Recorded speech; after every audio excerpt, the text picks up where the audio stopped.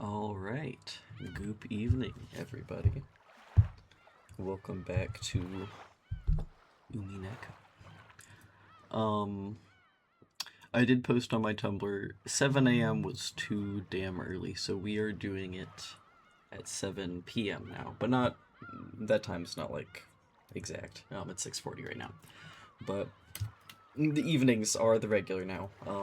It's gonna be, I think, Monday and Thursday evenings is what I decided. And then Sundays sometime. I didn't feel like it this Sunday, so no Sunday. But Monday and Thursdays I will try to hold myself to. I believe earlier it had been Mondays and Tuesdays and Fridays, but I don't know, that's too much. Let me pull this up here.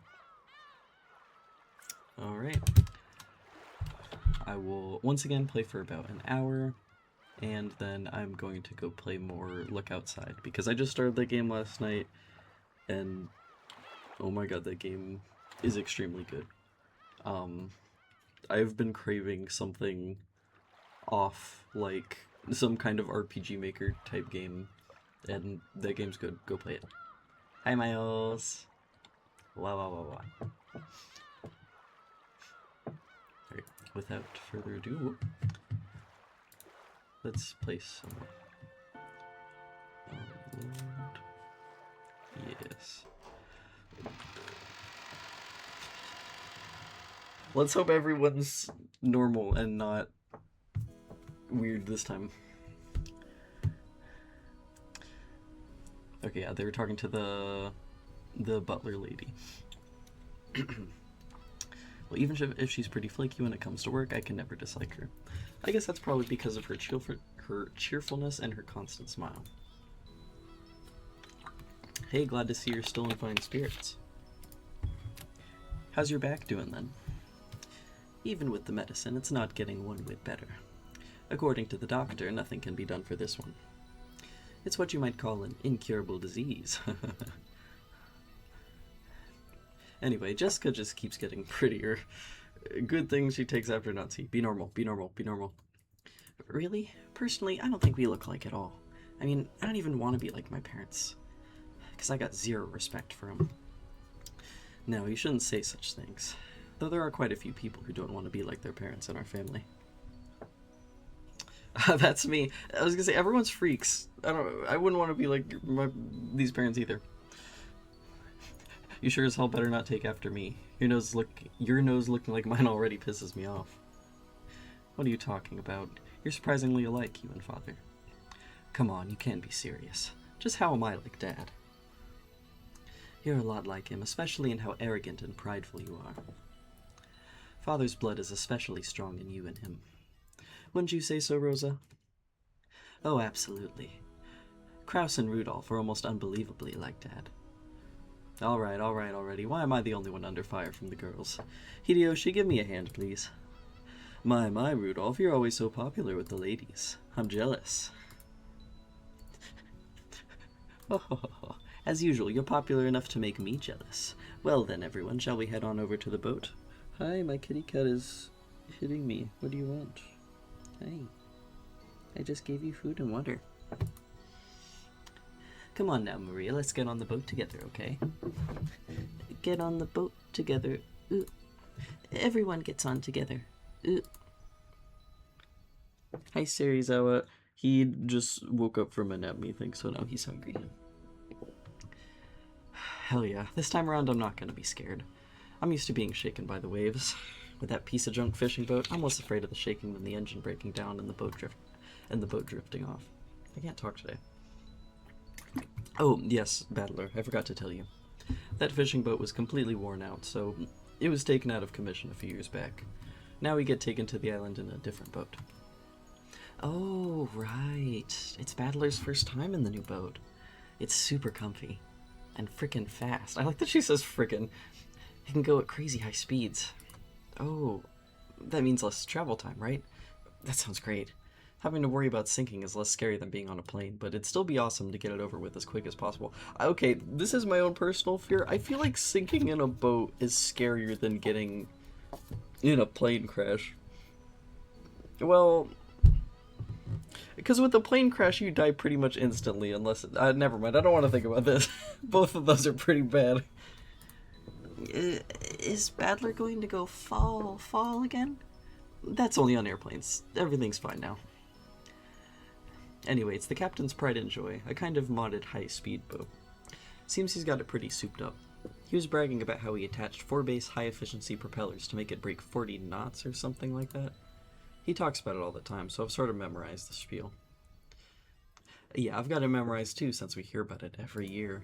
The captain says he's been obsessed with modding ever since he lost a speed contest with a foreign boat ages ago. According to him, that opponent managed to break 30 knots with just a fishing boat. And his thirst for a revenge match got him to build an awesome, all-new, super high-speed modded boat. I'm sure you'll just love it, Battler. If I don't do character voices for some of these, sometimes I have a hard time telling which character is talking. I know usually the sprite will change, but sometimes I don't notice. Super high-speed modded boat. My first thought was that this would be much better than some beat-up boat that might sink at any moment, but for some reason I got this feeling of foreboding. Probably just overthinking it.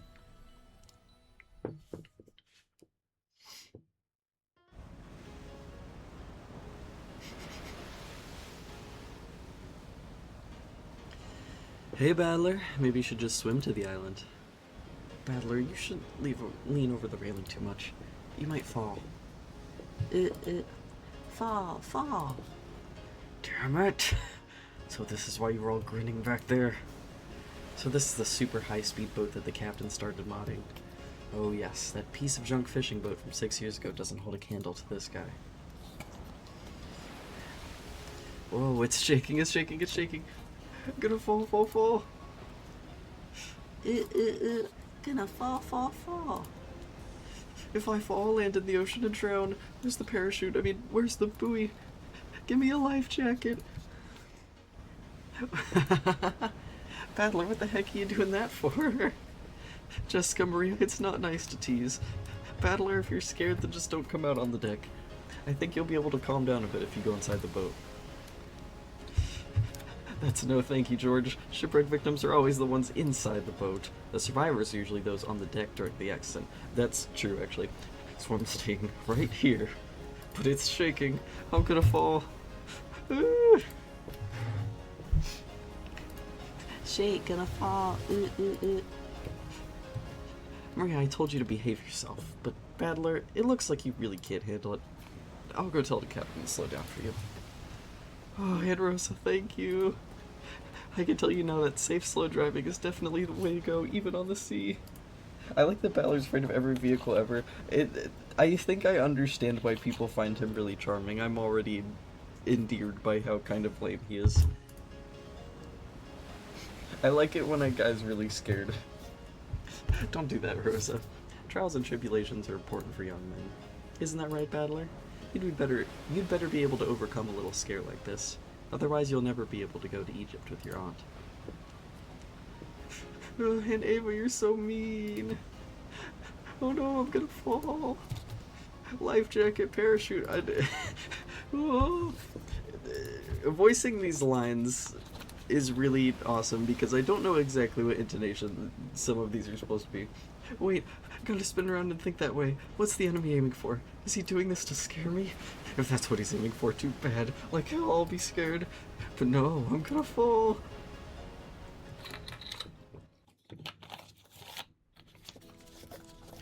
So, after I made a huge fool of myself for a while, Aunt Rosa had a talk with the boat captain, and he slowed down to a more manageable speed for me. That's a bit better. Thought I was gonna die earlier. Apparently, the max speed I can tolerate is extremely slow, but that just now was completely insane.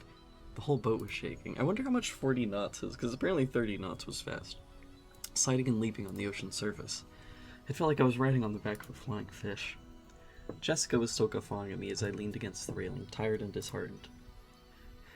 I lost in that strength contest earlier, but I'm glad to know I'm no worse off where it really counts. But seriously, damn it. Go ahead and laugh. One of these days I'm gonna find your weakness and get back at you. We're not saying that.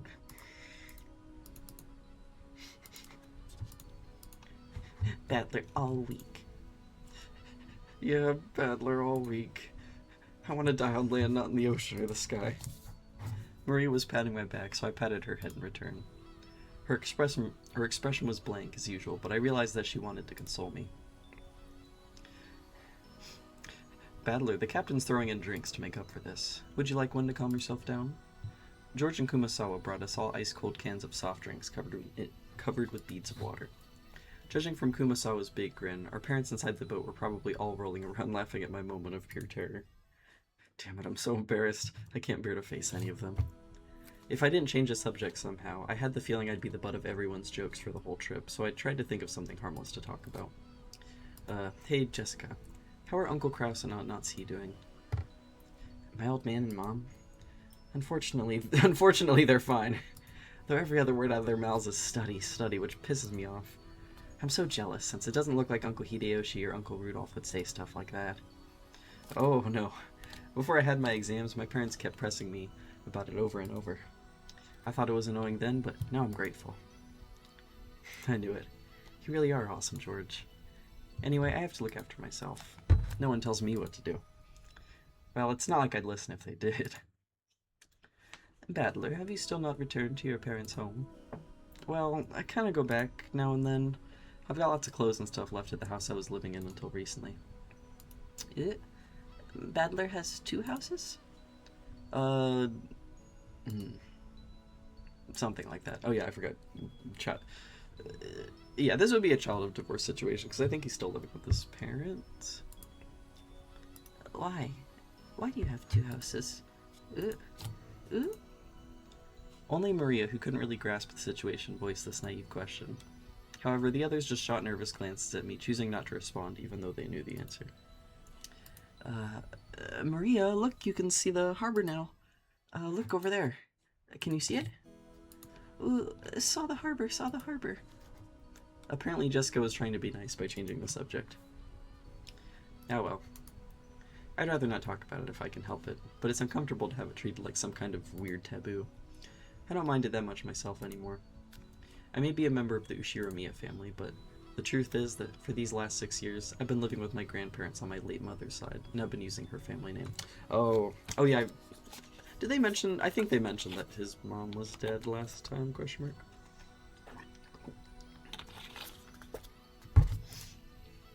When those grandparents passed away, one after the other, I basically had no choice but to go back and live with the old bastard.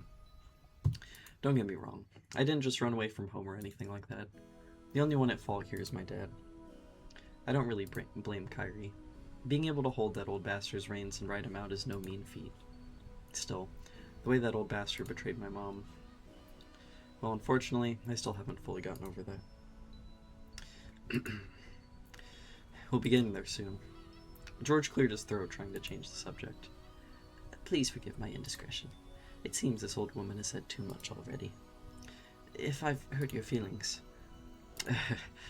I don't mind it, and no one's feelings are hurt. Don't worry, Kumasawa. Kumasawa seemed to regret speaking out of turn, but I was more concerned about being worried over for something like that, so I stood up and passed it off lightly. After that, I had a sip of my drink and headed over to Maria and Jessica, who were gazing at the silhouette of the island. Battler, I saw the island. There. Where is it? Oh, I see it now. Even after 6 years, the island hasn't changed a bit. The small island silhouette in front of us had gotten pretty close. This island's name is Rokkenjima. It's a small island about 10 kilometers around, located in the Izu is it archipelago or archipelago? Archipelago? I think it's archipelago. Okay, bye Miles. I'll see you on the final stream.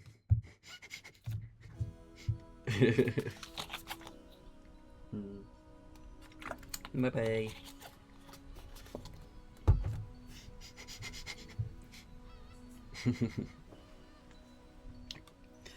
Since they call this archipelago the Izu 7, lots of people think there are only 7 islands, but that's not true. There's actually several more, and Rokkenjima is one of the minor islands that don't get counted. Even if that weren't the case, I doubt you'd find many people who knew about this island. Only people connected to the Ushiromiya family ever go there. In other words, outsiders and tourists never have any reason to care about it. so you'll never find this island's name in a travel brochure.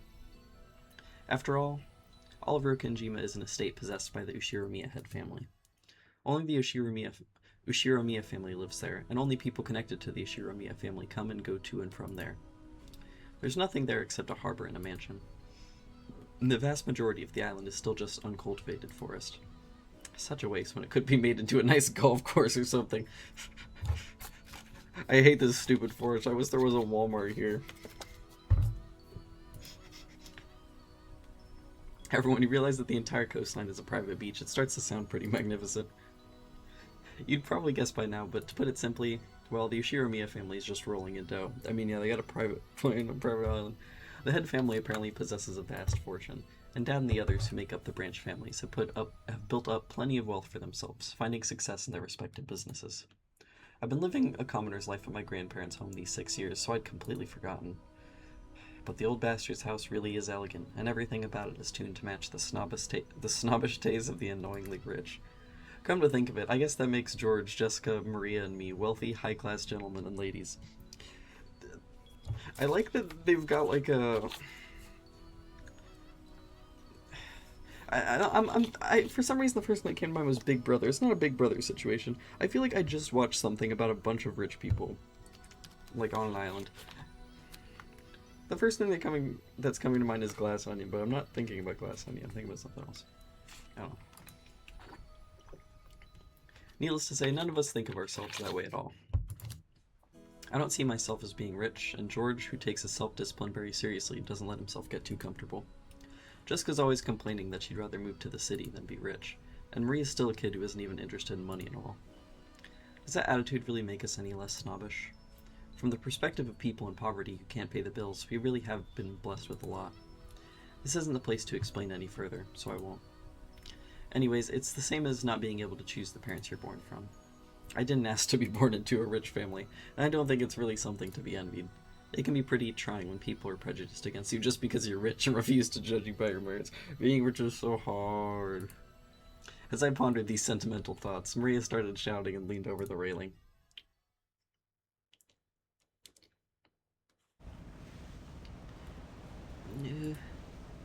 Gone.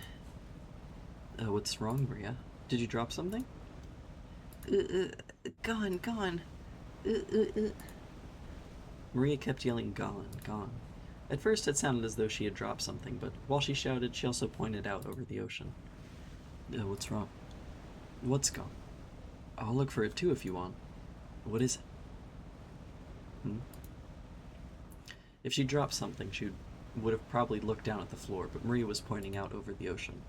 One would assume that by that gesture that she had spotted something, but she kept saying that something wasn't there. Strange. However, since my last memories of this place came from 6 years ago, I was able to spot it before George, who comes here every year. Huh? If I remember correctly, wasn't there a torii or something on top of a small crag around here? It's like the big gates, right? That's right, it was definitely there. I remember it well since as we got closer to the island, it's the first thing to greet us, like a landmark. Wow, you're amazing, Battler. Even though it's been 6 years, you remember. It was here, wasn't it? I remember too. The tutelary god's shrine and that torii-like thing were standing all alone on that crag. And now that you mention it, they are gone, aren't they? I'm pretty sure they were still there last year. Gone. Maybe they were washed away by the waves or something. It was a small crag, so it probably got worn away over time. Well, that's my theory too. It was last summer that they disappeared, but they say an enormous lightning bolt came crashing down one evening and smashed the shrine. The fishermen whisper that having a thunderbolt fall upon our honored tutelary god must be a portent of approaching misfortune. Kuwabara. Kumasawa smiled impishly as if teasing us, rubbing her hands together while intoning a Japanese phrase meant to warn off lightning. However, Maria apparently took this seriously, and stared fixedly over the ocean to where the crag housing the shrine god was supposed to be.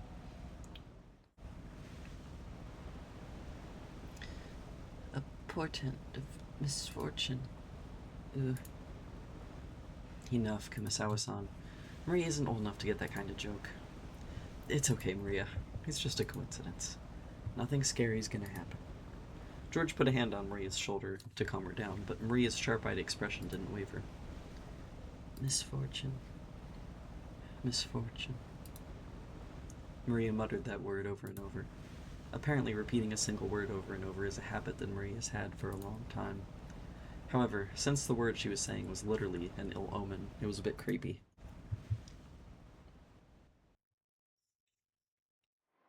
But hey now, Maria. If you say it over and over like that, misfortune will really end up happening, you know? I tapped Maria's other shoulder. Maria whipped her head around, stared into my face, and spoke unblinkingly. Misfortune is coming. Huh? And just where is it coming from? I answered lightheartedly, trying to break the tension in the air. At that moment, Maria held up a finger, raised her arm high, and pointed up to the heavens. When I looked up, I saw that the sky was still just as cloudy, but it had grown a great deal more leaden than it had been that morning. That's right, they were saying that a typhoon was approaching. We'd planned to spend one night on the island, but if this storm doesn't pass quickly, I won't be able to make it to school on Monday. Well, I guess it makes for a pretty good excuse to be absent. Yeah. She apparently sensed some kind of misfortune in this cloudy sky. I wish reading didn't drive my throat so fast. She's been muttering that nonstop for a while now. Girls at Maria's age tend to be very impressionable. She's just about the age that many girls start to get excited about the sixth senses and whether they have any psychic potential and stuff. For all we know, this might be due to her childish, sensitive nature. It's okay, Maria. The weather might get worse tonight, but tomorrow it'll clear up and become a pretty blue sky. Pretty blue sky. That's right. By tomorrow it'll be a pretty blue sky. There's no rain that doesn't end, and no clouds that never clear. Rain that doesn't end. Clouds that never clear. I know the typhoon's coming, but soon it'll go away. It'll be okay, Maria.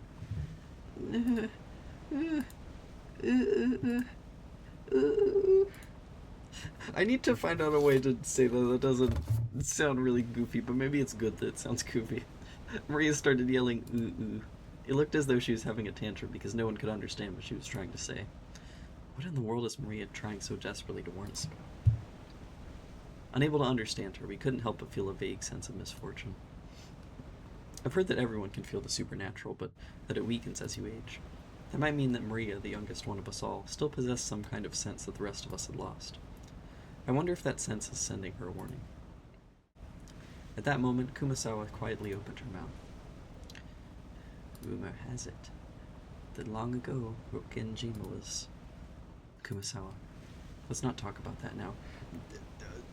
Are we doing a Higurashi again? Just as Kumasawa was about to tell some kind of story, Jessica sharply interrupted her. Jessica's tone was extremely firm for her. I wanted to push her further just out of simple curiosity, but judging by the look on Jessica's face, whatever Kumasawa was likely to say would probably make Maria even more uneasy. If I did try to press her for the story, the odds were pretty good that it wouldn't be anything bright and cheery. I do apologize about that. The wind here is hard to bear for the elderly, so if you would excuse me for now. Gossipers have no reason to hang around after they've been told to stop chatting. When Kumasawa finally realized that she'd overstepped her bounds, she went back inside the boat. After she left, Uncle Hideyoshi showed up in her place. Since he'd arrived mid-conversation, he completely failed to notice the complicated atmosphere that hung about the scene, so he refreshingly and unwittingly swept that atmosphere aside. So in the end, it was his lack of tact that brightened the mood. Looks like we're almost there. Okay, just a bit more. Took forever at the speed we went today, didn't it? Wonder whose fault that was. Uncle Hideyoshi, give me a break already. Come on, don't stop there. Seriously, thanks to Battle here, it's taken forever. Maria probably thought that everyone was refusing to listen to her. She hung her head, wearing a fretful expression. As she did, George crouched down to meet her eyes and spoke to her kindly. Maria, there's nothing to be afraid of. Because we're all together. There's nothing to be afraid of if we're together. Go ahead and say it. There's nothing to be afraid of if we're together. Yes, There's nothing to be afraid of if we're with each other. That's right, exactly what George said. If we stick together, there'll never be anything at all to be afraid of.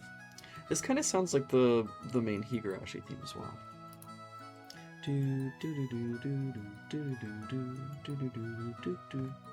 Right, Jessica?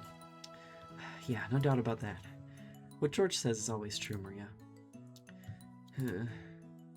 George, always true. Yes, I don't lie, so trust me. There's nothing to be afraid of if we're all together. George doesn't lie. I trust you. There's nothing to be afraid of if we're all together. Not afraid. Maria jumped into George's arms and hugged him tightly. After George patted her head, she jumped away again. Her facial expression had undergone a 180-degree change, turning back to normal. She was once again the ordinary Maria. There's nothing to be afraid of anymore, because we're together. Yeah, that's it. You look all better now. You're strong. You're strong, and that's awesome. I really like the way that Battler talks. You're strong, and that's amazing. I'm awesome. Hey, now what's going on here? Maria didn't get seasick, did she? Well, something like that. We'll be arriving soon. The harbor was already drawing near. I have this green tea, but it's not really wetting my throat very much.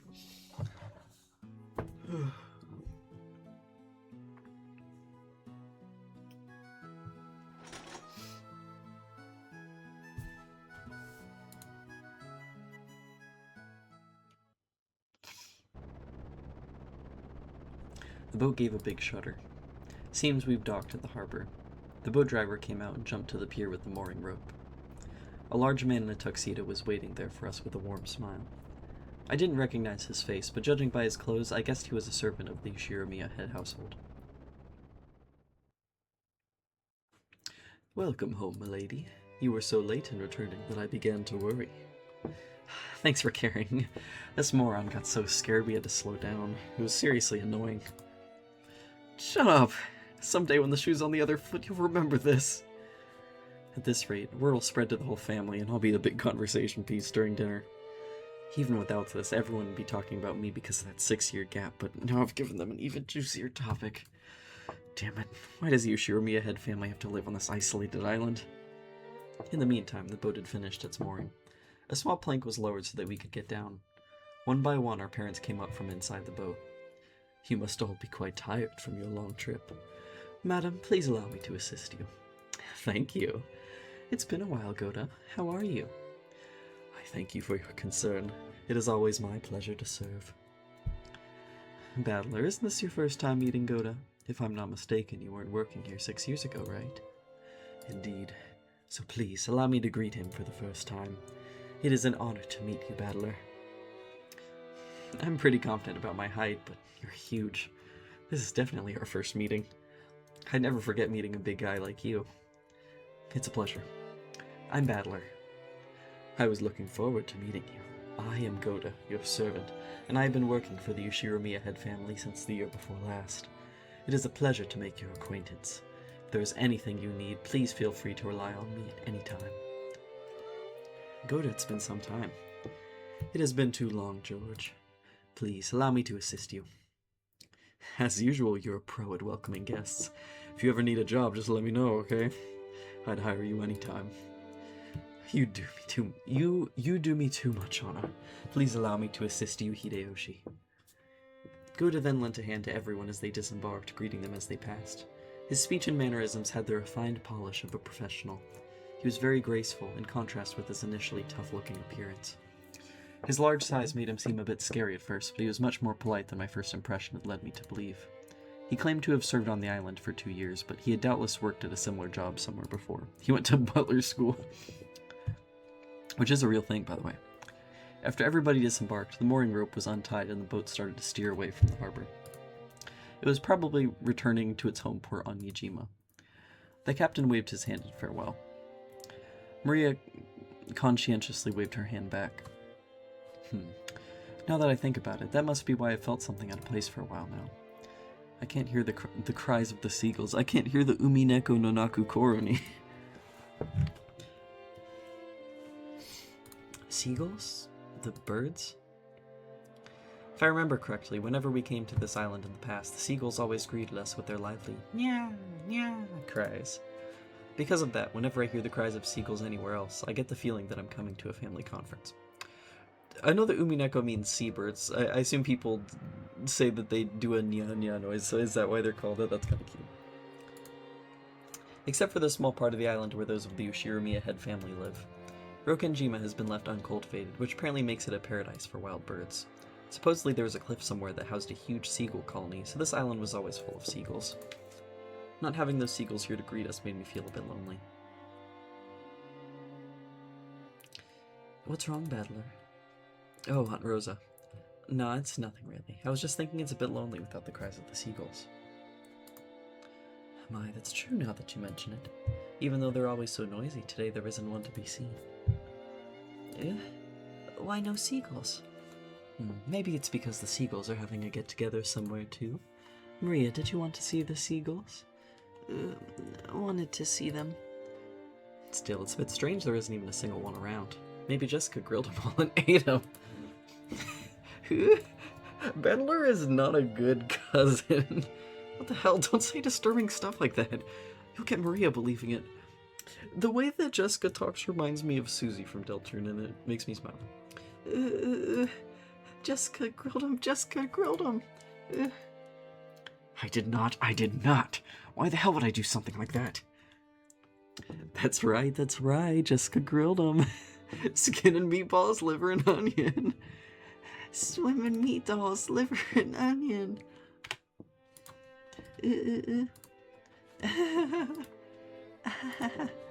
As I made fun of Jessica, Maria tagged along, swimming meat dolls. Looked like she was having fun. Oh, I never guessed she was such a good sport. Alrighty then, from today I'll make you my #1 follower. As I smiled at her, she beamed, looking overjoyed, possibly because she was happy about this little connection we'd made with each other. That's not it, Maria. I've heard wild birds are attuned to changes in the weather and atmospheric pressure. Telling this... Was she like 6? Telling this 6-year-old about atmospheric pressure? Or maybe she's 9, actually. I don't remember how old they said she was. Hold on. I'm gonna take this time to save, actually.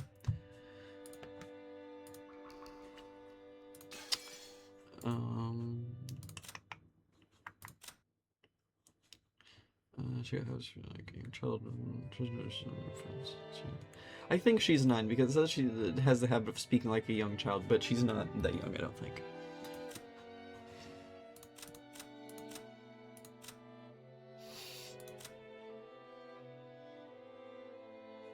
I'm gonna take a second to get some water because this green tea is not doing anything for me. Just a moment.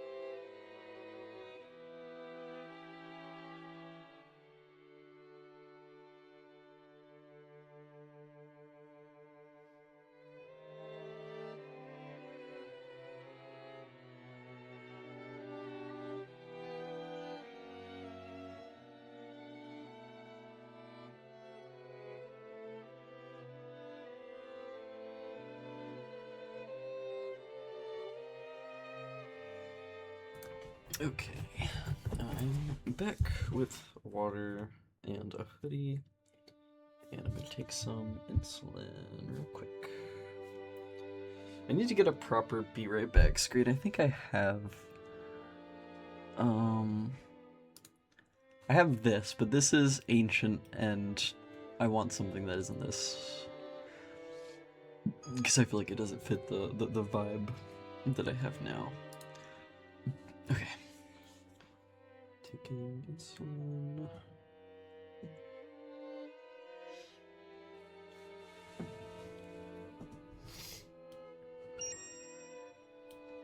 Here we go.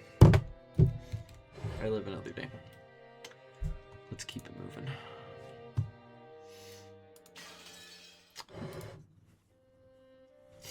The weather will probably get worse tonight. The seagulls might have returned to their nests early. Not grilled? Jessica didn't grill them? No, I wouldn't do something like that. Badler, you admit right now that you lied. Badler, Maria's a naive girl, so she takes even jokes seriously. You should choose your jokes more carefully. George gently scolded me. I like that it seems like she said that the seagulls were grilled. Even though I outstripped George in height, even though I outstripped Aniki in height, Aniki was Aniki, of course. There was no choice but to obediently apologize. Sure, my bad. Maria, that was a joke. The seagulls are all taking it easy in their nest today, that's all. Badler lied? George told the truth? Had she actually been tricked, despite all that fun she was having? Her pure eyes made me feel guilty. Maybe I went a little overboard with her after all. Yeah, that's right. What George said is true. The weather's bad, so they probably went home for the day. It doesn't mean they're gone. Right, Aunt Rosa? That's right. Tomorrow when the weather gets better, I'm sure they'll come back so we can hear them cry, meow, meow, like they always do.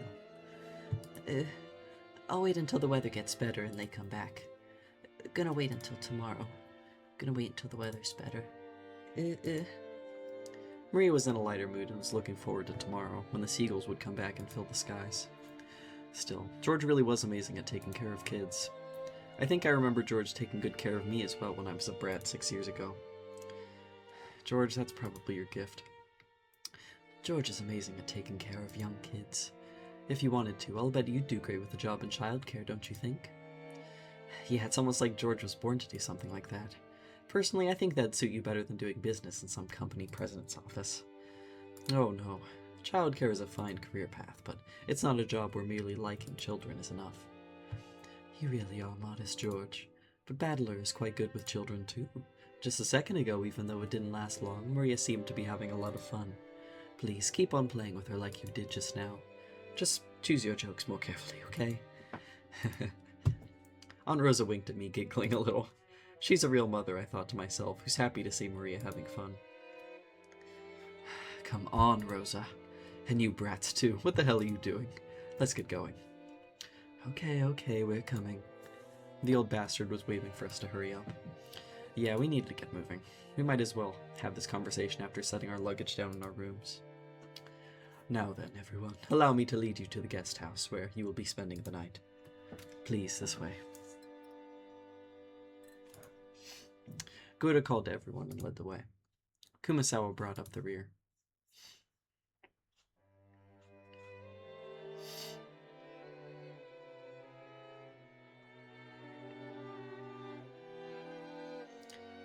A serpentine, twisting path led through a dim forest.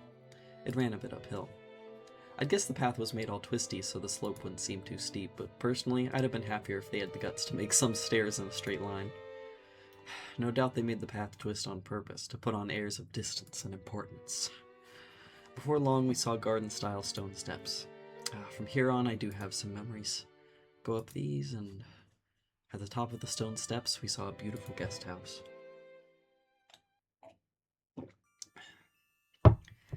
Its facade was lovely, of course, but more importantly, we couldn't enter its doors without having our hearts stolen away by the splendor of the beautiful rose garden spreading before it.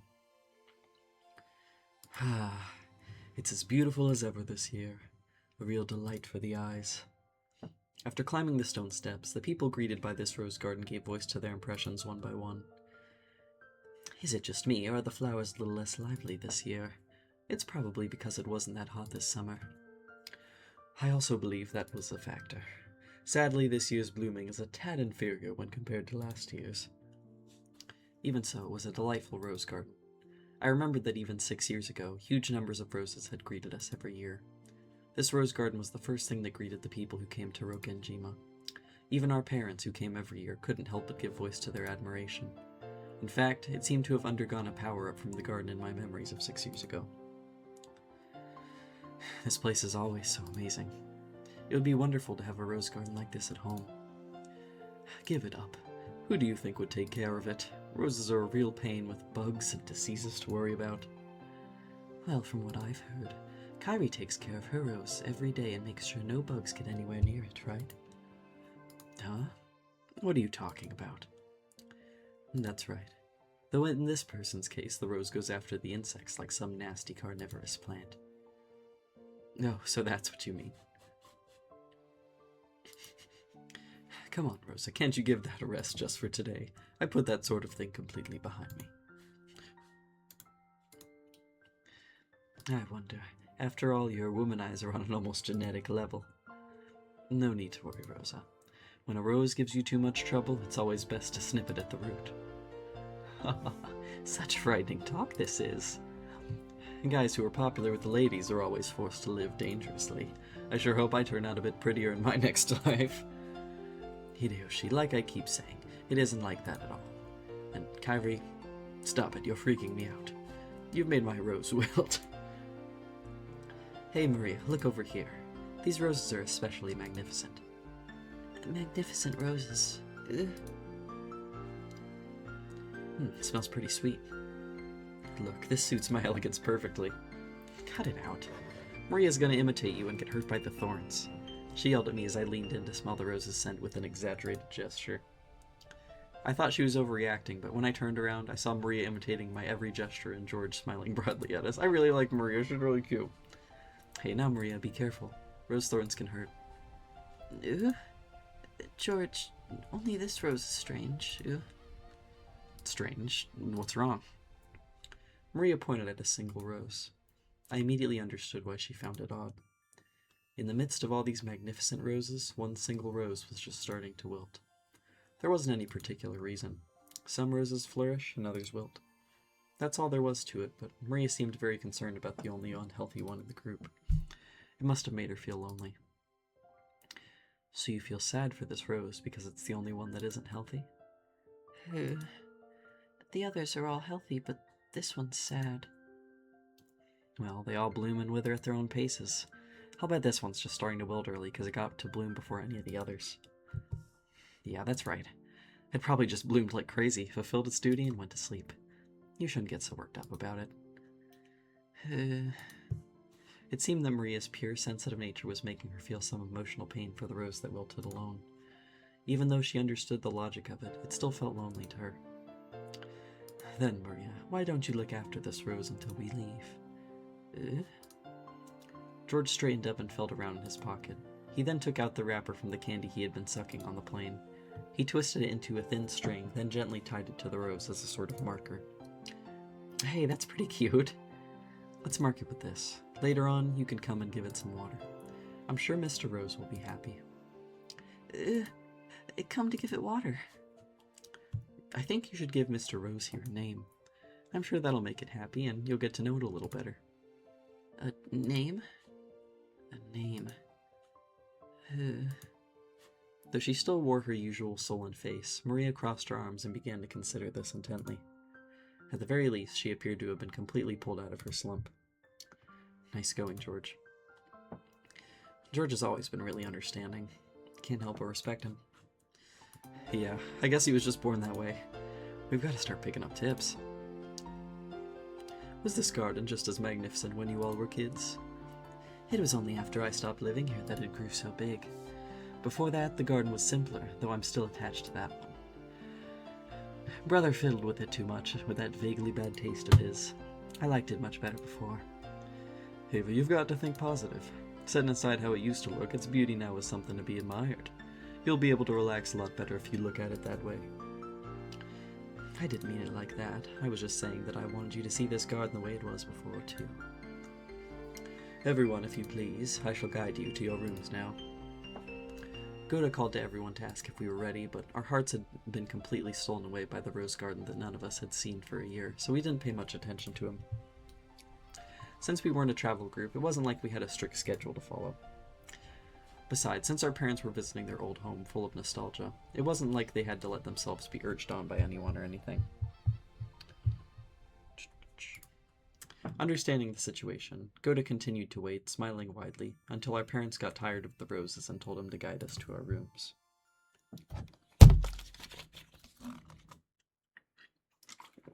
Oh? Hey, if it isn't Kanon, it's been so long. How are you doing? Uncle Hideyoshi suddenly shouted. Oh, her design's cute. I don't think I've ever seen anything of this character before. In the direction he was waving. Oh, was the slender boy? My bad. His design is cute. Meeting him right after a huge man like Goda probably emphasized his small stature. The boy was in the middle of transporting piled up gardening tools and the like in a wheelbarrow. When he realized he was being called to stop, he set down the wheelbarrow, took his hat off, and bowed his head. Good afternoon. I figured he was probably younger than me, and I realized by the general atmosphere surrounding him that he was another servant. Why do they have a little boy servant on their island? We need to cancel the Ushiro Miyas for using child labor. He greeted us in response to Uncle Hideyoshi's call, but he seemed like he might be pretty unsociable most of the time. It was a greeting that lacked feeling. When Goda noticed that our interest had shifted towards him, he went to the boy's side and introduced him to us. Battler, allow me to introduce you. This is one of the servants of the Ushiromiya head household. Kanon, greet our guest. I'm pleased to meet you. I am the servant, Kanon. Yep, my first impression wasn't wrong. He seemed to be unsociable, or at least not so good at talking. Compared to Goda, who is extraordinarily polished as a servant, you couldn't help but feel an inexperience typical of his age. When Goda urged him in a whisper to give a bit more of an introduction, the boy named Kanon only cast his eyes downwards. Kanon, could you perhaps give them a little more of a greeting? No, because we are furniture. Damn. These people don't treat their servants well. He didn't seem to be refusing to greet us out of spite. Rather, he seemed to have fallen silent because he didn't know what else to say to us in greeting.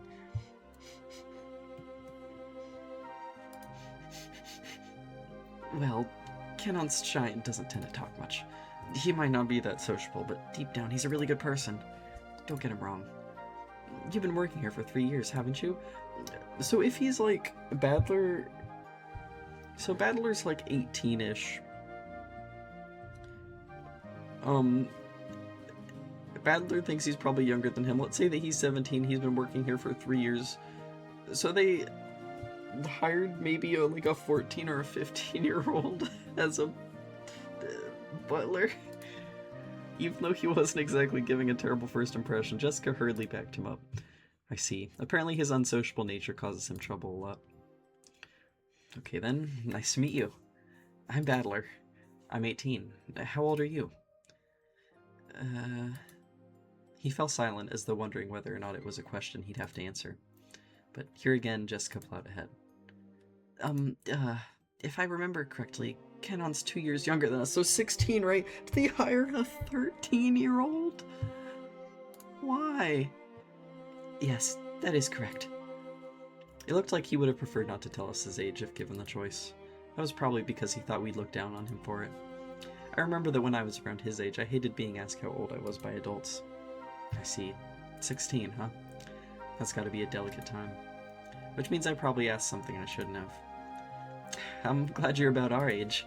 Just be cool and call me Battler, and I'll call you Kanon. Thank you very much, but the sentiment alone is sufficient, Battler. Jessica looked panicky for some reason. She seemed to think my impression of Kanon was getting worse because of his refusal. Well, as a girl, Jessica probably couldn't understand the fretful male heart at this age.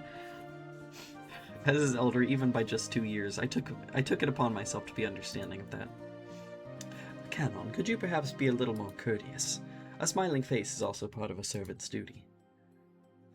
My apologies. I shall make an effort. Goda, Kanon is trying his best, yes?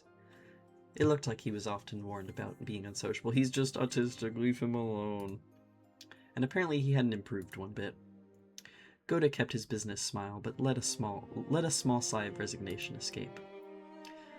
Well then, I still have work to do, if you'll excuse me. It looked like Canon himself was uncomfortable with remaining silent here any longer. After another perfunctory bow, he turned around and started pushing the wheelbarrow again. Just then, the wheelbarrow suddenly wobbled and fell, scattering the load. I guess the wheelbarrow's single wheel caught on a pebble and lost its balance. What do you think you're doing? Now, clean it up, quickly. Goda urged him to hurry in a quiet voice, as though hinting that it was shameful for a servant to appear clumsy in front of guests. Canon wordlessly reloaded the wheelbarrow with the fallen objects, as if to say that he understood quite well without being told. He seemed to be fine with the light-looking gardening tools, shovels and such, but he looked like he was having some trouble getting his arms around and lifting up some sacks of fertilizer. Are you okay? You're so careless. Here. Milady, you will dirty your garments. Please leave this to us. With a smooth motion, Goda took the shovel that Jessica had picked up. Behind him, Canon was having trouble with the sacks of furniture. You'll dirty your garments? Don't worry, the ones I'm wearing aren't that expensive. Besides, I hate guys who just sit there and make the waitress pick up the fork they dropped at a restaurant. I lifted up the other bags that had fallen. Of course they weren't light, but for me it was a piece of cake. I like how chill Battler is, he's literally nice. Canon looked at me, surprised. It was the face of someone who never would have expected to receive help from a guest. Battler, don't worry about it. I will take care of everything, so... Don't you worry. I may not look it, but I've got it where it counts. Since Canon looked like he hadn't yet gone through his growth spurt, he was stuck with a sort of weak body. This kind of weight might have been too much for him. It's quite heavy. It's natural that it would be difficult for you. Don't worry about it, Canon. Okay, my time to shine. This makes up for the boat stuff from before, right? As if this could make up for freaking out like that. Later I'll tell you about it too, Canon. Battler was totally hilarious. Gonna fall. As they did this, I piled all the stuff back into the wheelbarrow. I beg your forgiveness for letting you witness such unsightliness. Come now, that's quite enough. Please, go. Letting the guests, who were supposed to feel welcome, see such a disgraceful thing must have been hideously embarrassing for a servant. Pressed by Goda to hurry up and go, Canon left. You're too harsh on him, Goda. Shouldn't you have helped him instead of being a bully? That was wrong of me. I deeply implore your forgiveness. I feel like he's not that sorry about it. Without even a twitch in his smile, Goda apologized elegantly. Canon has a ton of things he's good at, too. It's just that being young works against him all the time. It's a crying shame. Well, it's a prickly age. Let's just leave him be. After all, closed-mouthed servants are the best kind. Isn't that right, Kumasawa? Rudolph, you truly are harsh. There's no servant as silent as me, of course. Everyone smiled brightly at that obvious lie. Even she herself didn't believe that, not in her wildest dreams. So she must have said it to lighten the mood. Yeah, that's the kind of character Kumasawa used to be. The once stiff atmosphere had cleared up at once thanks to her cheerful smile. I'd like to set down our luggage soon. Goda, what rooms are we all going to take? It shall be the same as the previous year. Allow me to guide you. Please, this way. We headed towards a trim, elegantly simple guest house. This was going to be our temporary quarters for the night.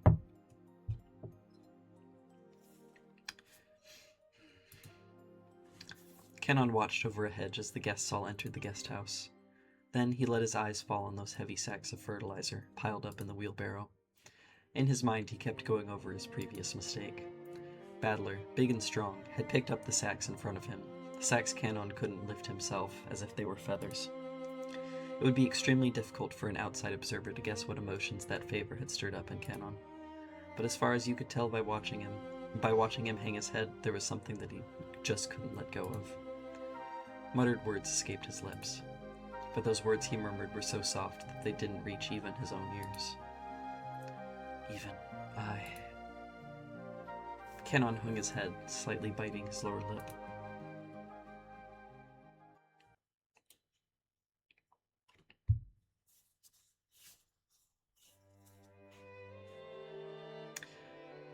I remember the rose garden, but I don't remember this guest house at all. Was this built recently? Torayon Visitor's Retreat was written Torayon was written on a gatepost-like thing, but since everyone called it the guest house, I followed their lead. The brand new Western-style guest house, which stood overlooking the roses, had a magnificent design carefully done in harmony with the garden. Correct? It was built the year before last. Ever since then, they've had us sleep over here. This place is more fun than that junky old mansion, you know. I wish my room was over here. I want a room here too. I want one. I guess you could say my own house was upper class, but to me it felt completely ordinary compared to the head family. The display of wealth was shocking, as was the fact that they'd built this kind of awesome guest house for guests who came over only a few times a year. Ava, Hideyoshi, please do make use of this room. Rudolph, Kairi, please take this room here. I really do love how beautiful and elegant this place is. Western-style architecture truly is wonderful. I can handle Western design for a few days, but any longer than that and you need the good old Japanese look. Japanese people just relax best on tatami mats. They've been fighting over whether to make our new house Japanese style or Western style. Mom still holds a grudge about Dad having the construction started with the Japanese layout, and they bicker all the time about it. I'm really jealous, George. Your parents get along well, don't they? Mine are so frosty. Then again, they're always in sync when it comes to my grades. All the rooms seemed to be for 2 people. I was grateful since I wasn't going to be forced to share the same room with the old bastard under the pretext that we were family. Anyway, I figured those 2 wouldn't be able to enjoy themselves with someone like me around. What's with that creepy smile? You're thinking about something dirty, aren't you? Something dirty? Of course not. Please enjoy your stay. Ow, ow, ow, ow, ow. That hurts, you old bastard. Once again, Dad pulled my ears from behind. Cut the crap. I'm getting a stomachache and I'm not in the mood for this. You're the guest of honor this time around, so play as nice as possible with Dad and George and the rest. I need more water.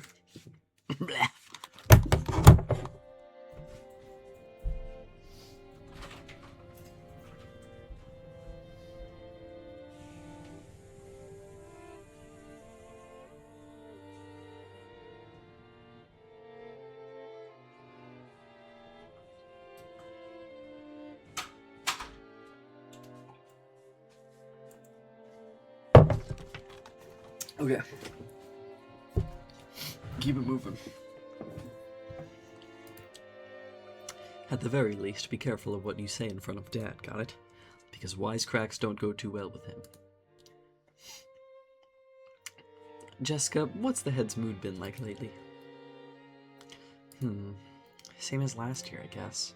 Considering they say he's got 3 months left to live, he's as lively, grumpy, and irritable as ever. Meaning, this year he's in his usual bad mood. And as usual... Excuse me. And as usual, the only one who's able to look after him is Genji. It seems the master will open his heart to no one else. Lately, us small people have not even been granted an audience with him. He shut himself up in his study again, probably doing nothing but that weird black magic of his. What he does for a hobby is his own damn business, but when he starts stinking up the house, it really gets on my nerves. I wish he'd never come out of that study again. You shouldn't talk like that about the elderly. We're all indebted to him since he rebuilt the Yoshiromiya family. We should be more grateful. Well, sorry. After being rebuked by George, Jessica had no choice but to take back her thoughtless remark. The Yoshiromiya family was wealthy beyond belief, but, of course, that meant all its members were a bit strange and completely out of touch with the world at large. And at the top of the chain, the family head, our grandfather, seemed especially strange and terrifying, even for our family. Dad said he was getting a stomachache earlier, and I imagine that reflected the honest feelings of all the adults here today. No doubt they were jealous of us grandchildren, who could just play around and laugh without a care. From the stories Dad told me, the family head was a violent man who ruled with his fists, beating his children, even his daughters, mercilessly with a wooden sword. Damn. If he was so strict and uptight about that, why couldn't he have been a little more conservative with his kids' names? Because of that, even us grandkids have had to suffer. Anyway, I can't say I have any trouble believing those terrifying stories about him. I don't remember meeting him very often, but I think I recall him looking extremely grumpy all the time, always making people cower with that sharp gaze of his. I remember that the room's atmosphere got so tense whenever he was around you couldn't even breathe. What my dad said about me being the guest of honor now carries a little more oomph for me. 6 years ago I was in elementary school, but I'm a high schooler now. If I act up, things could get serious. Whew, scary. He does look frightening, but he's not so terrifying that you need to tense up like that. Nothing of what he says is truly unreasonable. He may be clumsy at talking, but he's a very logical person. But George, you've been the family darling since like forever because of your awesome grades, right? Grandfather treats us completely different. I've even gotten slapped with a wooden sword. On my ass, on my maidenly innocent ass. Well, you're the heiress of the head family, Jessica-chan. Grandfather is giving you special attention. You've got to realize that his strictness reflects his high hopes for you. Come on, seriously, I could just turn the succession over to you, George. It's a bit of a heavy burden for me to carry. I think I already said it before, but Jessica's the girl heir to the head family. We're only cousins in branch families, so she probably feels a totally different sort of pressure than we do. Jessica, is that heavy? If I help hold it, will it get lighter? Thanks. It's okay, I'm not gonna push it on you, Maria. I'm gonna bear this cross until my grave. Don't worry. She was grateful for Maria's innocent concern, but Jessica's face still seemed to contain some of the uneasiness she felt towards the future. Maybe we were in the same boat. Any high schooler with exams approaching would have trouble hiding their anxiety for the future. Maria, come here. You and I will be in this room. Badler, I heard you're gonna be with me in this room here. Oh, now there's a surprise. It's bigger than our parents' rooms, dang. Well, I figured we cousins would all want to hang out together, so I told them to get a bigger room ready. I like it here more too. I'd rather be here than with Mama. Oh, you like it better here too, Maria? Okay, this room is George's and mine, but we'll give you special permission to come in. You better keep it a secret from your mom, okay? It's a secret. Aunt Rosa was right behind us, but Maria still answered, striking the air with her fists clenched tight. After setting down their luggage in their rooms, our parents had gathered again in the corridor. Hey, what are you brats planning to do? Are you cousins just gonna stay here and chat? It seemed they were heading to the mansion to announce their arrival. Normally they would make us follow them and greet everyone together, but if that had been the case, Dad would have just told us to come, and that'd be the end of it. He's saying it's okay if we don't come, so what do? Well, it's gonna be lunchtime before long anyway. Better let the kids unwind here. Besides, if worse comes to worse, this might be their last chance to play outdoors. I'll go too. Maria, you house sit for Mama, okay? Behave yourself and wait here. Since Maria was being told to house sit here, we certainly couldn't leave her on her own. George noticed this immediately and gave a clear reply for all of us cousins. Well then, we'll accept your offer and house sit. We've got lots of stories to tell each other after being away for a year. That sounds wonderful. And Badler has 6 years worth of stories to tell, doesn't he? Yeah. I'll take care of the house like a good boy. Kumasawa, I'm gonna stay here too. We'll break rank and leave the rest to the adults. Perhaps that would be best. I'll report it to Madam. Then allow me to guide you all to the mansion. This way, please. The other children are one thing, but George is getting to be an adult. Wouldn't it be better if he came with us? If we make him come, then poor George will be the only one out of place. Interacting with his cousins is also important. Okay, see y'all later. The adults left one after the other. They left in the same formation as our trip from the harbor, with Goda leading and Kumasawa taking up the rear. As we gathered in the room assigned to us cousins, George asked us to excuse him for a second. He rushed over to Kumasawa, who was following behind the disappearing adults, and seemed to ask her something. He soon finished his business and came back. What's up, George? Nothing. I just wanted to ask her something. Oh. Dang, it's on pump. Tell me too. What could George be asking Kumasawa and not me, I wonder? I don't have a clue. No, it's a misunderstanding. Not that I know what you're misunderstanding. George was getting pretty tongue-tied. It was almost as though he felt guilty about something, and Jessica knew exactly what he was worried about. At any rate, it's no fun if Jessica gets to know about it, and not me. Hey Maria, it looks like we're the only two out of the loop, right? Don't you want to know what they're talking about? We want to know too. We want to know too. I like that Adler's doing it too. I fooled around while oohing together with Maria. No, I'm telling you, it's no big deal. Liar. I'm surprised you'd tell such a terrible lie, George. Confess. Maria, you tickle his right side, I'll tickle his left. I've got his right side, Badler's got his left. Wait a second, wait, you two. Stop. Maria and I played around chasing George as he tried to escape rolling on the bed. What's that one video that's like, as soon as the tickling doesn't get funny anymore, that's the laughing that immediately is followed by screaming. I realize high schoolers aren't supposed to bounce around like kittens, but I still miss this kind of fun. A warm, cozy kind of fun. George, what were you asking Kumasawa, Well, I've got a good guess. It's been a year since the last time you visited the head family. Who knows what servants might have come and gone during that time. Either way, it looks like he'd like to go and say hi. Say hi, I want to say hi too. What the hell? That's nothing to feel guilty about, George. I'm not buying it. Maria, don't be fooled. George is still hiding something. More torture. Stop it, seriously.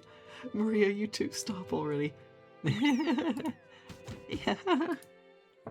She's probably busy cleaning or getting lunch ready. Don't worry, she'll drop by to say hi sooner or later. I'll bet you'd rather have been welcomed in by Shannon instead of that nosy Goda. Shannon. Yeah, I remember a girl with that name. Is she still a servant? How's she doing?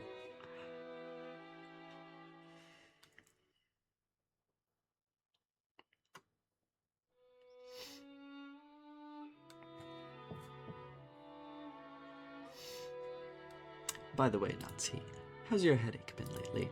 It seemed pretty serious before. I have been much better lately. Thank you for your concern. Oh, right. Here. A present for you, Natsu. Thank you very much. I'm always receiving gifts from you. Is this black tea? It's herb tea with peppermint and lemon balm. It's a blend from a well-known store, and it's supposed to be good for headaches. I thought it might help you, too. Rosa was always a conscientious woman. Probably because she was the youngest of four and much younger than the other three. She managed to grow up without gaining the venomous nature of her siblings. Her kind words got Natsuhi to soften her expression for just a moment, but it wasn't enough to melt her stony gaze, hardened as it was by long years of mental stress. Come to think of it, you're always complaining about those headaches. Pull yourself together. Jessica has her exams this year, right? That's going to be a turning point in her life. Will she really be able to rely on you as a mother if you're like that? Besides, Natsuhi, you're 3 years younger than me. You should get your act together. I apologize. I've had a tendency for headaches all my life. Even under normal circumstances, Ava sometimes failed to choose her words carefully, but her comments aimed at Natsuhi contained shards of obvious malice, though she hid it with a smile.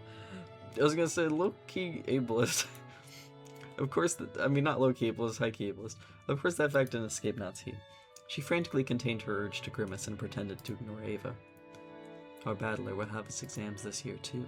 Rudolph, shouldn't you be a little concerned as well? For the sake of your own son, you'd better get serious to the point of having headaches like Natsuhi. If I say anything, he automatically rebels. So what should I say? Should I say the opposite, that it's okay for him to mess around? That's probably the only way I could get him to listen to me. Hideyoshi, George did really well in his exams, right? Please, you've got to teach me the trick to handling children. Well, it's probably because I got him to understand why he should study. Study isn't worth anything on its own. That's right. The real point of studying is to practice research and stuff on your own whenever you bump into something you don't know. If you can't do that, you can't be useful to society. I'm not talking about math or writing. You gotta learn how to learn. That's splendid. I wish our Jessica could understand that as well. If she is to be the heiress of the Ushiromiya family, then at this rate... Do you really have to force her into becoming the successor? After all, a woman has to find a woman's happiness. Parents shouldn't force such things on their children, don't you think? Hold your horses, Ava. Each family has its own way of raising their kids. You shouldn't be pushy. I'm sorry. Natsuhi. Don't take it the wrong way.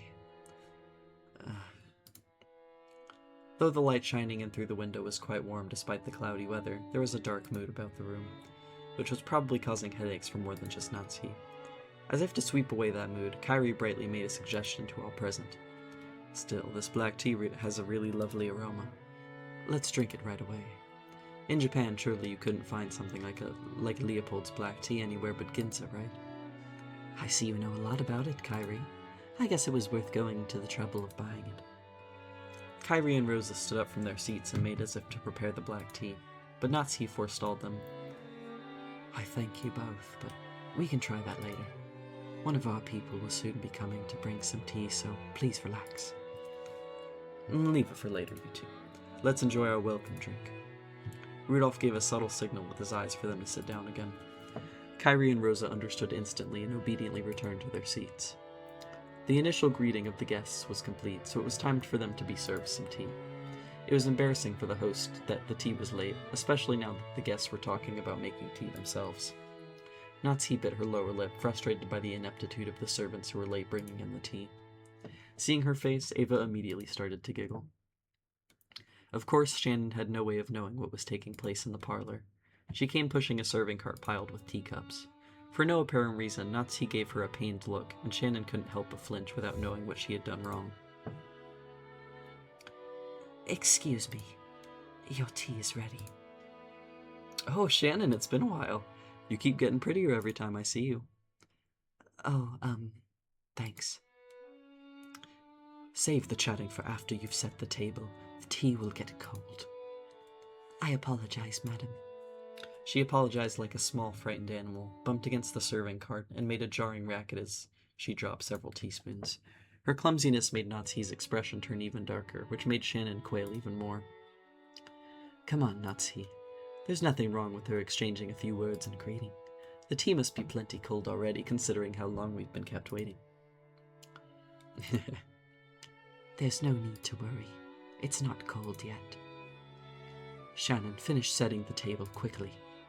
I'm sorry, madam. Natsuhi's irritation was obvious by now. The ineptitude that delayed the tea, the clumsiness of the servant, everything pointed to the incompetence of Natsuhi's everyday leadership, making her lose face. As the person in charge of the Ushiromiya head family's kitchen, allowing that clumsiness to be exposed, today of all days, was surely nothing less than total humiliation. Hi, Miles. She's really cute. It seems as though she's some kind of fail girl, which is really wonderful. Lay off, Natsuhi. Don't you think it's a little harsh to bully Shannon when she's trying her best? I'm not bullying anyone. What a nice aroma. May I ask what brand this is? I'm terribly sorry. I will find out for you later. Kairi was trying to be nice, hoping to cut through the tense mood. However, Shannon had embarrassed herself instead, darkening Natsuhi's face and the room's mood. By this point, Ava was audibly giggling. What's this? Shannon, don't you even know what you're pouring us? Come on now, you mustn't serve something so suspicious to guests. We'll need a silver spoon at the very least before we can drink this. I'm sorry.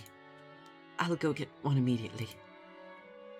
Shannon, do you know what silver spoons are used for? They have to be silver. Do you know why? Everyone be nice to Shannon. I was gonna say, Ava is kind of an asshole.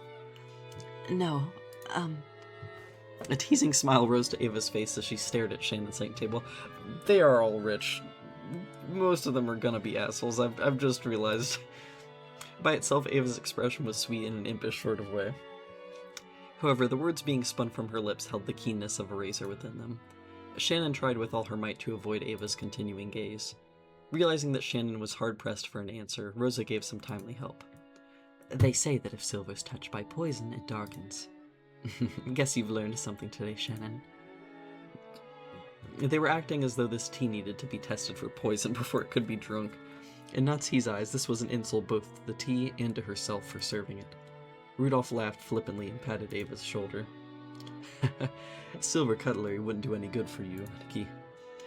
Just one lick of your poisonous tongue and even a silver plate would turn pitch black. Since I get to hear that poison tongue every day, I must poison-proof myself by now. Ava, I don't mind when you use it on me, but you'd better hold back when talking to people who haven't built up a resistance. My, how cruel. All I did was teach Shannon a bit about tea, didn't I? Everyone followed the lead set by Hideyoshi's horse laugh and chuckled, though not easily. I know that there's a murder mystery in this. Can Ava be killed? Only Natsuki didn't join in, but for the time being, the conversation inside the parlor could now be mistaken for a lively and friendly chat. As Shannon finally finished setting the tea table and tried to leave, Kyrie apologized to her in a low voice for not being able to help. Shannon gave a light bow and made a hasty retreat. Horse laugh? I have also never heard that either. Letting out a single perfect horse laugh. Kyrie's nice. Kyrie seems chill. I like what her and Battler have going on. Shannon cast her eyes downwards as she pushed the cart down the corridor. Anyone seeing the pitiful way she looked might easily conclude that she'd been bullied in some way. Don't be sad. You didn't do anything wrong. You were watching. That is my role. Madam and Ava can go to hell, but the worst coward is that guy. Kenon glared hatefully in the opposite direction of the parlor. The preparations for the tea had been delayed by some trifling problems in the kitchen. These problems were not Shannon's fault. In fact, it had been Goda's mistake. Damn, okay, fuck that guy. After all, there was no way a show-off like Goda would give up a flashy job like bringing in tea when the guests arrived. He'd ended up wasting time preparing the tea once again. So when he realized he wouldn't be able to score any points for the job, he pushed the task of setting the table on Shannon, who had happened to be passing by. What an asshole. You might call it a clever move on his part, but there could be no doubt that it was a cowardly one. It's okay, Kenon. Thanks. I'm not bothered by it at all. Kenon's silence vividly expressed the distance between Shannon's words and how she actually felt. Thank you. Even if you're the only one who understands, I feel a bit better. You keep your feelings too bottled up, sister. You should be less hard on yourself for once. Yeah, thanks. Suddenly, they both felt someone's presence and whirled around. A middle-aged man stood there, middle-aged man jump scare. It was Genji, the head servant. What are you doing there? Shannon, hurry back to the kitchen. Yes, if you'll excuse me. Everyone be nice to Shannon now.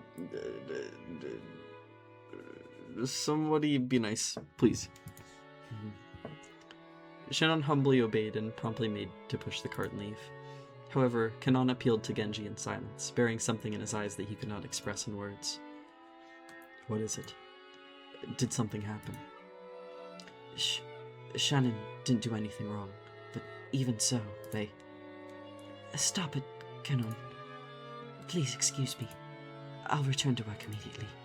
Kenon, you should go back to your post, too. Please. If you say so, sister. If that is all, then go. Yes, if you'll excuse me. From the shadows in the hallway, an old woman wearing an apron watched over them. It was Kumasawa. Poor Shannon, Kenon. There's no reason for those two to be picked on. Still, Goda's dislike for them is an undeniable fact. Until Goda was taken in by the Ushiromiya head family, I hear he worked for a fabulous hotel somewhere. The manner of work he learned there was quite impressive, I believe. It's just that Goda's the newest servant here. He must have a lot of pride accumulated from his previous positions. Because Shannon and Kenon are his seniors here at the mansion, and yet are inexperienced and have gone through much less in life than he has, he picks on them at every chance he gets. And also, sad as it may be, they are disliked by Madame Natsuki too. Of course, if we're talking about experience, the Madam has been in this family much longer. So they employ child butlers, and then... fuck all of these people. And yet this is one point where I cannot help but sympathize with the madam as well. Truly the master is a man with many sins on his conscience. Why didn't he realize that such a trifling whim of his would give the madam such an inferiority complex? Of course, on the inside, even the madam is fully aware that those two don't deserve to be treated so harshly. However, the heart is reasons that reason knows not. I feel so sorry for them. They're low-key the sixpence of Japan. Yeah.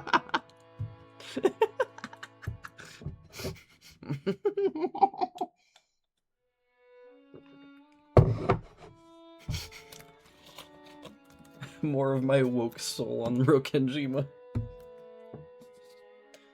I'm literally giving them money, it's okay. Dubious. That little boy was hired at 13 years old. It's very possible they're not getting paid.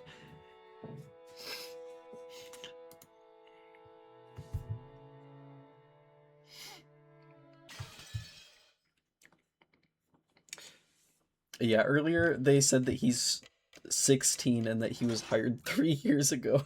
So... literally a 13-year-old butler. It's really not good.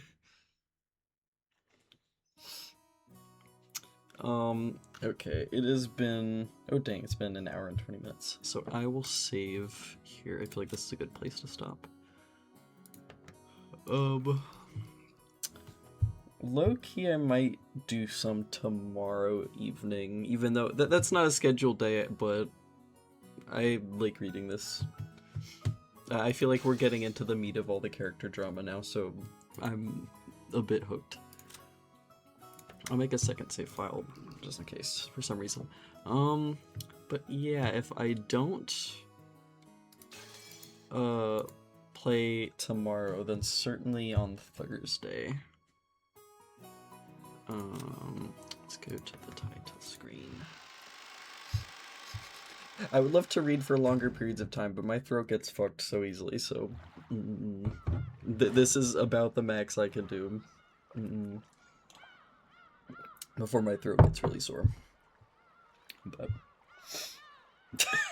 my throat starts to hurt really easily from talking, is what I meant to say.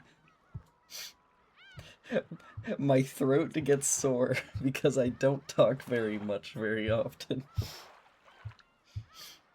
And also I'm doing kind of basically British accents for all the characters, which is a bit more difficult on my throat, but I don't care because I like doing it.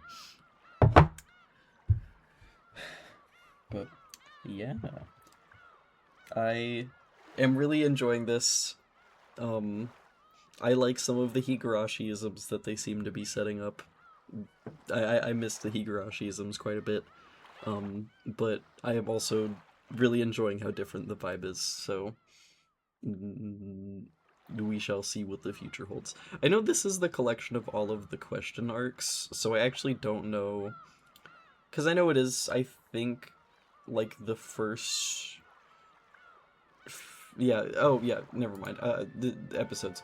I was gonna say, I don't know if there's a clear distinction, like it just sends you back to the main menu after you finish an episode, or you move on and then it says that it's unlocked. But I'm sure we'll figure out when we get there. Because I feel like it'll definitely take a hot minute to get through a single chapter, given that we're reading it in bursts of an hour.